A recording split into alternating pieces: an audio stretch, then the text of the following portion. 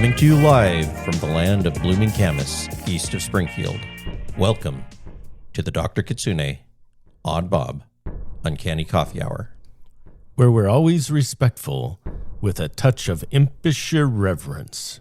We tell stories with wit and wisdom, encouraging a strong look at indigenous perspectives. Well now, hello there, and a warm welcome to you all. I'm Sir Ursher, and I'm the one around here with a bit of, well, let's call it vocal flexibility.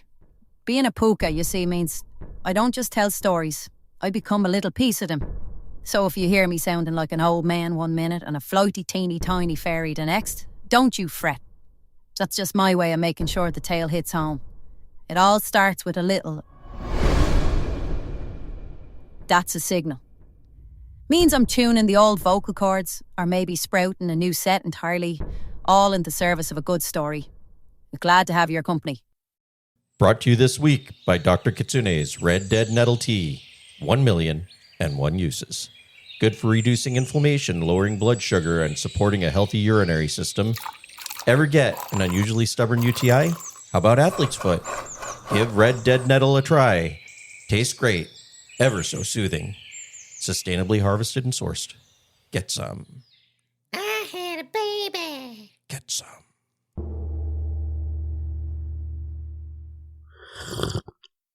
So, Hey, how's it going? good. How you doing? I'm doing okay. A little tired. Why are you so tired? The grandkids are here. Oh, yeah? Yeah. Fun.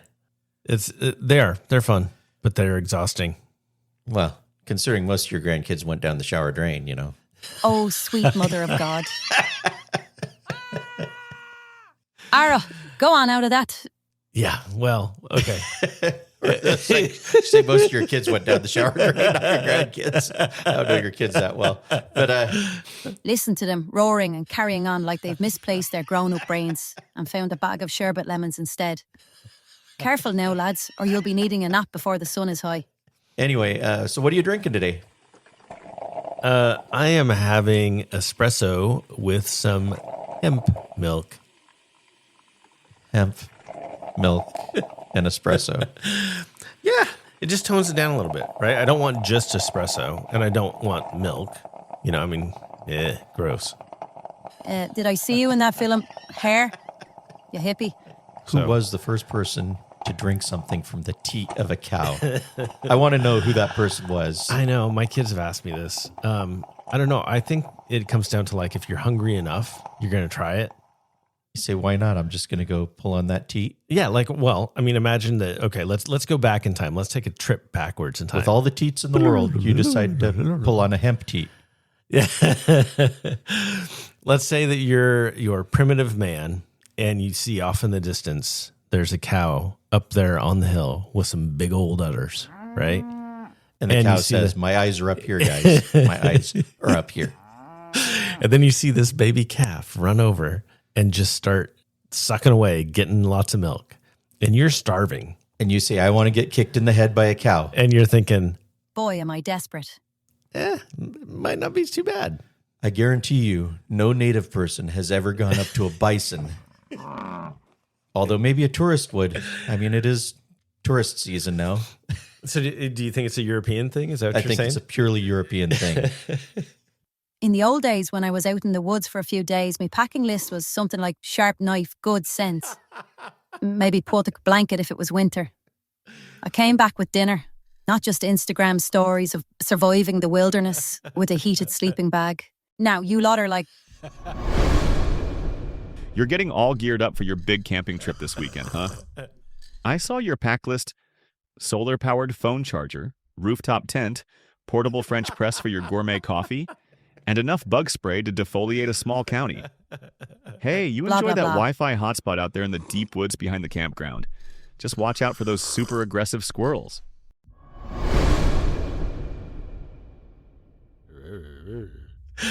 Okay, probably. But because I could definitely see, like, you know, my great grandpa doing something like that. You get over here. Well, I was standing in line at the grocery store the other day, and I was buying some lengua, some tongue, cow tongue for some lengua tacos. Tacos lengua. Yeah. Taco Tuesday. And this woman in front of me, she says, "Ew, that came from a cow's mouth. I looked over in her cart and she had a couple dozen eggs. I just looked at the eggs.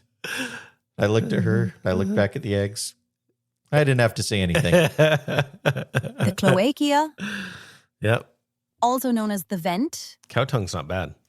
No, I don't mind. I kind of like cow tongue. It was very cheap. It was on sale. Yeah, sure. Just another muscle. 49 cents a pound. Oh, wow. Yeah. Yeah, that's great. Yeah. In this economy, take what you can get. What are you drinking? Oh, I am drinking iced tea. Yeah? Probably just Lipton, but it's iced tea. I felt it would be fitting since we're talking about Yurei today. Yeah. And I think one of the stories that we're going to have is about the Ice Maiden or the Snow Maiden. Oh, okay. It's a Yurei, a Japanese ghost What? A ghost? that Here, smell these. Diahlin. excuse me, Bless you. allergy season. Mitch blew up. Dialat. Knock it off, Saoirse. Knock it off. Not funny. And Saoirse, what are you drinking today? I'm drinking Japanese shochu mixed with matcha over crushed ice. Strong, cold spirits for a brisk spring evening. Noise. So I have to have you clarify for me again. There is Yurei, and then there's something else that's very similar that I heard online was meant like a Japanese schoolgirl or something, right? Because we want to be really careful that we're talking about one and not the other. I don't know what you put into the search engine to come up with Japanese schoolgirl. But I think It you was put just something there. else. It was just there. Yeah, that's what I they didn't all go say. looking for it. Dear Jesus. I don't know how that got there. Oh, toka. I mean, nasukebe. Yeah. In that old accounting folder. The travel folder. You idiot boys. Last time we talked about these, Saoirse, Odd Bob. you had done this really great explanation of what the Yurei are. Blah, blah, blah. So should we just refer to that? Okay, then. Would you mind refreshing us on what a Yurei is? Yeah, just do it like you did last time. Like last time. Like exactly like you did last time. Just like like if somebody last was to time. compare it, it would sound exactly the same. Alrighty. Here goes. All right. All right, then. All right. All right. Do it then. Here goes. Then go. I will change now.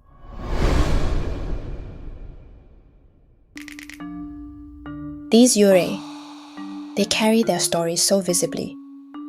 The white robes, the trailing hair, it's a language of loss, unlike the sea, who often cloak themselves in glamour and illusion.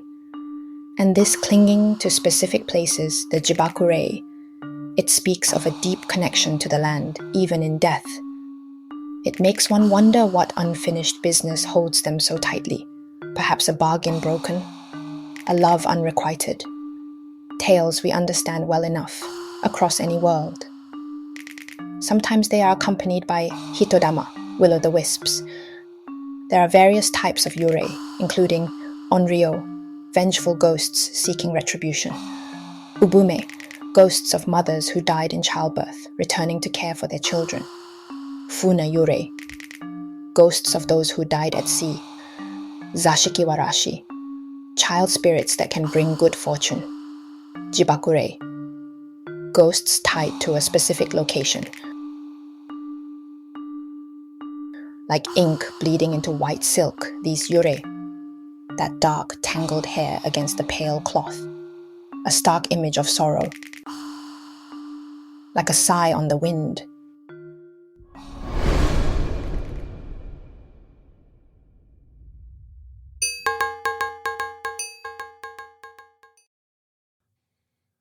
Okay, that was a great refresher. Not exactly like last time, but it was really, really close. Good job, Saoirse. Thank you. Don't be thanking me. Thank yourself for asking. So, Mitch, what Yurei story do you have? Yurei story. Yurei. Not the schoolgirl one. I still don't know what you were punching in your search engine to get schoolgirl out of it. It wasn't me. It wasn't me. No, it's probably AI remembering all your past searches and comparing. But hey, tentacles, schoolgirls, they all come up on your search engine probably. I don't eat octopus. I don't. I'll eat just about anything. Maybe a little calamari. Well, there is a story that I like, but I can't quite remember. I happen to have a story told to me by your great-great-grandfather. Wait a second. You mean his great-great-grandfather or mine? Kyoto Kitsune-sama, the lucky one. Whereas your great-great-granddad was Mickey the Soused, or some other cursed individual. Well then, I think I'd like to hear that story. I'll tell you. Yeah, I'm intrigued. I'm intriguing.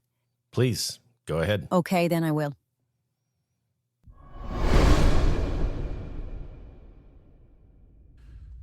Sure, the Emerald Isles can get a bit of a chill, but it's nothing like the deep, cold snows of my homeland, where the Yuki-onna dwells.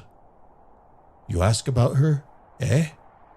A fitting story for a chilly evening, and one I've heard since I was a small child. It has been passed down from elder to child for time out of mind. They say the Yuki-onna, the snow woman, is a spirit of the snow and ice. She is beautiful, with skin as white as fresh powder, her hair like black silk, and her silver eyes will pierce you with an icy gaze. Her tall form drifts above the snow, imperceivable from the mist at first, her breath like an icy fog that freezes you to the bone. Her kiss, if you are lucky enough to get one, will remove the breath of life from you, freezing your very soul. There are many tales, but the one I remember most clearly, the one that truly chills the heart, tells of a young woodcutter named Minokichi and his old master, Mosaku. They were caught in a terrible blizzard. Deep in the mountains, they found a small hut for shelter. But the cold was relentless. In the dead of night, the door was blown open by a fierce gust of wind. And there she stood, the Yuki-onna. She was magnificent, terrifying. She leaned over Mosaku, breathing her icy breath upon him. And he froze instantly, a silent statue of ice. Minokichi, young and full of life, was next. But as she leaned over him, something in his youthful face, perhaps his innocence, moved her. She paused, and instead of taking his life, she warned him. "You are young and handsome," she said, her voice like the tinkling of ice. "I will spare you, but you must never, ever tell anyone about this night, about seeing me. If you do, I will return and I will kill you." With that, she vanished into the storm. Minokichi, trembling but alive, carried his master's frozen body down the mountain when the storm cleared. He kept his promise, burying the memory deep within his heart. Years passed. One winter, Minokichi met a beautiful young woman named Oyuki. She was tall and fair, with skin as white as snow.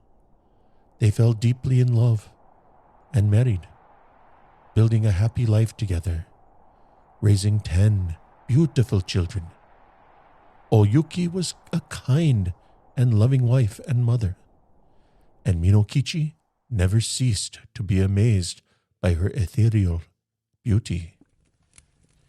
One cold, snowy evening, as they sat by the fire, the children asleep, Minokichi looked at his wife, and in a sudden urge, A strange sense of familiarity came over him. He began to tell her about the night he almost died in the blizzard, about the terrifyingly beautiful snow woman who spared his life. He recounted every detail, the freezing breath, the promise he made. As he spoke, Oyuki's face grew pale, her eyes wide and fixed. When he finished, she slowly rose.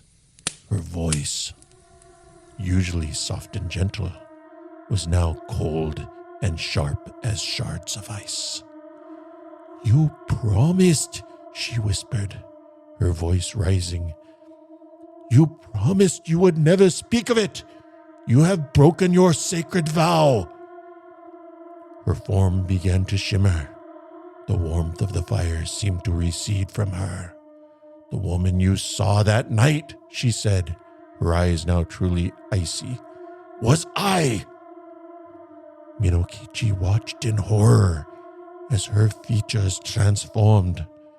Her skin became even whiter. Her hair flowed like ink against the snow, and her eyes burned with an otherworldly cold.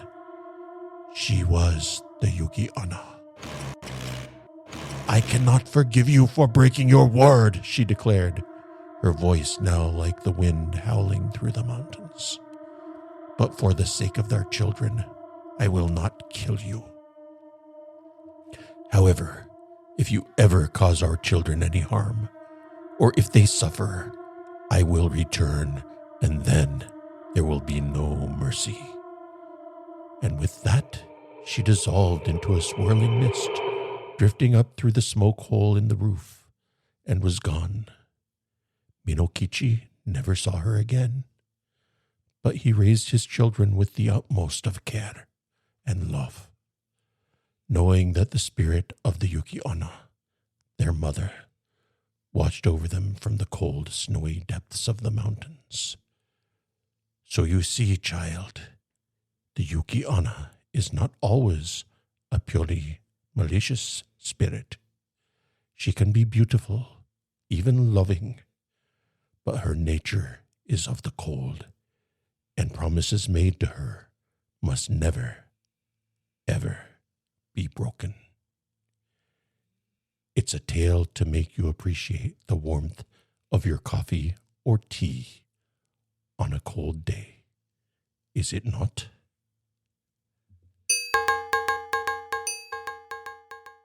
I have another story of an old dear friend of mine, Kaiden Oiwa, a lovely vengeful spirit watched over in the Shinjuku district of Old Edo by a keen pair of kitsune. I am vengeance. I am the night. Jesus, odd Bob. Some stories demand reverence. Now shut your beer hole and listen up. Konbanwa, young sirs. The air grows heavy tonight, doesn't it? It's the kind of night that whispers old tales, tales that chill the blood and remind us of things best left undisturbed. You wish to hear a kaidan, a ghost story? Very well. There are many, like the rustling leaves of an ancient forest, but one that has clung to the hearts of our people for generations is the tragic ghost story of Yotsuya. It is said that this tale has its roots in real events, whispered down through the years, eventually finding its way onto the kabuki stage, where its sorrow and terror truly took hold. It's a story of betrayal, a love lost, and a vengeance that even death could not quell. It begins with a woman named Oiwa. Ah, poor Oiwa. She was married to a ronin, a masterless samurai named Tamiya Iemon. In the beginning, perhaps there was some affection, but Iemon, you see, was a man of ambition, and his heart, alas, was a fickle thing. Oiwa was devoted, but soon Iemon grew tired of her, especially after she fell ill after childbirth. His eyes had wandered to another, a younger, wealthier woman named Ume, the granddaughter of a local doctor. Ume, infatuated with Iemon, wished to marry him. Her family, eager for the match, saw Oiwa as an obstacle, and so a cruel plot was hatched. They say Ume's grandfather, under the guise of providing medicine for Oiwa's recovery, gave Iyemon a vial containing a potent poison. Iyemon, seeing a path to his desires, mixed this poison into Oiwa's facial cream. When Oiwa applied the cream, its effects were not healing, but horrifying. Her face became terribly disfigured, her beauty stolen by the venom. Some say her hair began to fall out in clumps as she combed it, the sight in the mirror driving her to despair. Can you imagine her horror, her anguish, upon seeing her own reflection transformed into something monstrous? The cruelty of his scorn was unbearable. She may have committed seppuku. Some say Iyemon, or his associates, directly murdered her. But what remains constant is her dying breath. A terrible curse whispered against Iyemon, a vow of vengeance that would follow him beyond the grave. Iyemon, free of Oiwa, wasted no time. He married Ume, believing his troubles were over. But young sirs, the spirits of those wronged so terribly do not rest easily. Oiwa's Onryo, her vengeful spirit, was not to be denied. On their wedding night, as Imon lay with his new bride, he looked upon her face. But instead of Ume's youthful features, he saw the ghastly, disfigured face of Oiwa, her eyes burning with an unholy light. In terror, he drew his sword and struck, only to realize as the phantom vanished that he had murdered his new wife. His horror did not end there. He fled to his new father-in-law, the doctor, seeking solace or explanation. But there too, Oiwa's presence made itself known. He saw the ghostly visage of a servant he had also wronged and murdered, Kohei. And in his frenzy to strike the spirit, he killed the doctor as well. Everywhere Iyemon turned, Oiwa's ghost pursued him. Her face would appear in lanterns, her mournful voice would whisper on the wind. If he tried to fish, the bodies of those he had wronged, Oiwa and Kohei, would appear nailed to a wooden plank, floating towards him in the water. He was driven to the very brink of madness, haunted relentlessly, his life a waking nightmare. The story often tells that Iyemon's wickedness extended further, involving Oiwa's sister Osode and another scoundrel named Naosuke. Their lives too became entangled in the tragic web of deceit and ghostly retribution, leading to more sorrow and death.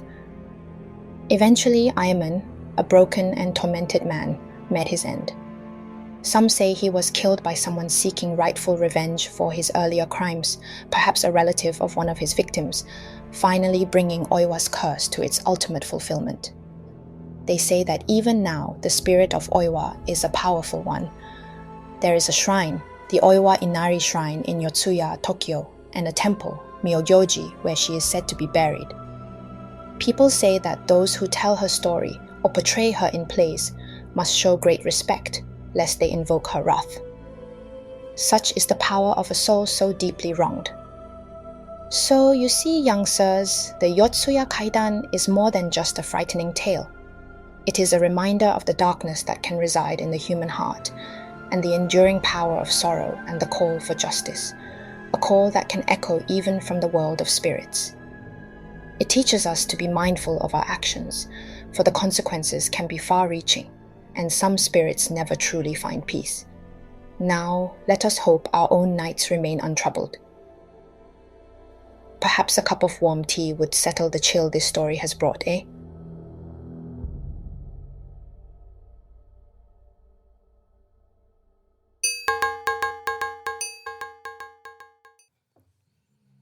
Whoa. That was intense. I actually think I remember that story. I think my Obachan told me that story.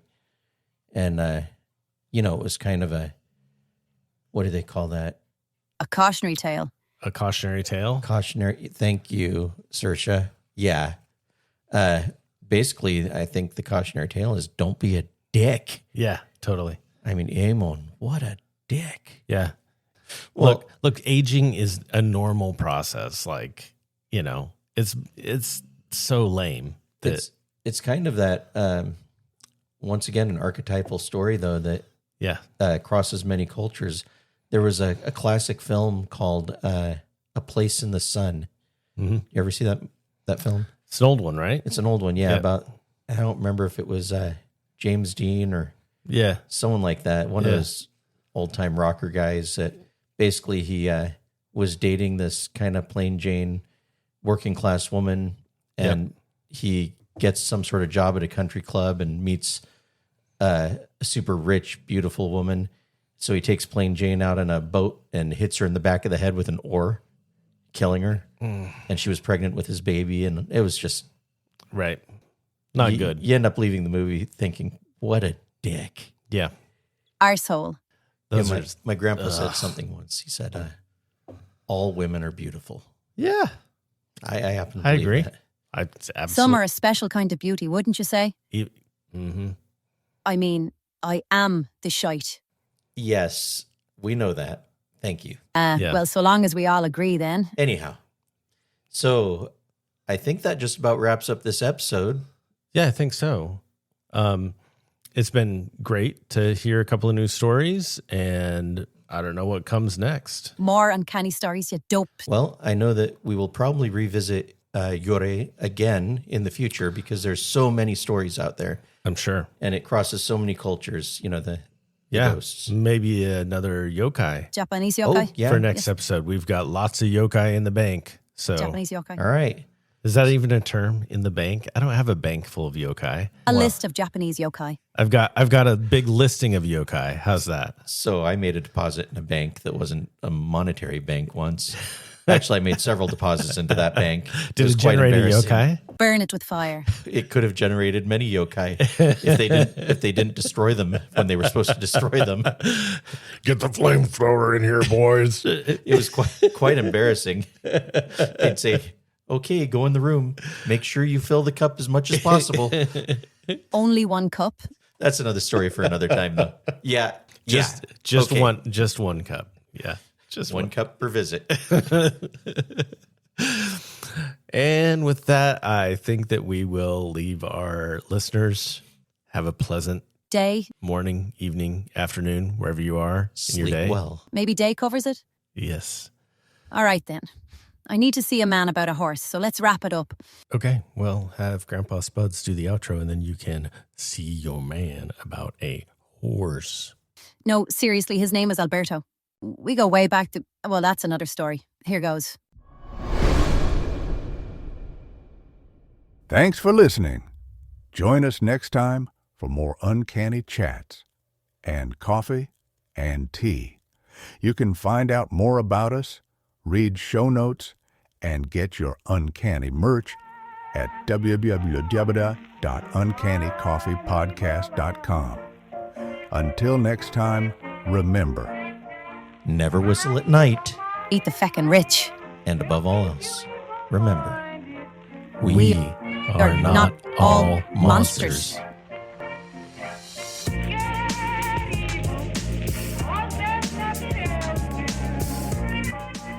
Thanks to all of our listeners out there. Uncanny Coffee Hour is produced by Bob Masson. and Midge Kyoto Kitsune. Executive producer, Gracie the Wonder Dog. Uncanny Coffee Hour is copyright protected by all laws, foreign, domestic, and ubernatural by the Unseelie Court.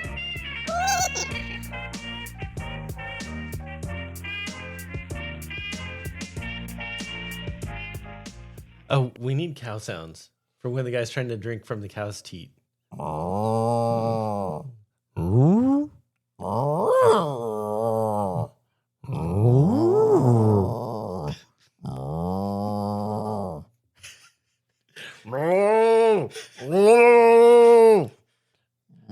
That looks pretty good. Let me just go up there and give this cheat a try.